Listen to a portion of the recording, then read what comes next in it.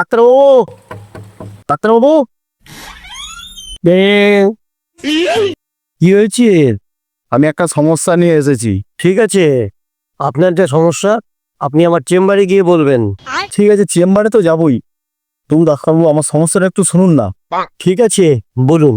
মানে সমস্যাটা হলো, আমার বিয়ে হচ্ছে না তো, তাই একটু দেখতে সুন্দর হতে চাই। কি করলে আমি দেখতে সুন্দর হব বলুন তো? ও, এই সমস্যা। দেখে মনে হচ্ছে মুখে প্লাস্টিক সার্জারি করাতে হবে।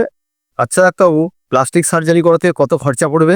এই মনে করুন 1,05,000 টাকা তো খরচা হবেই। 5 লাখ টাকা?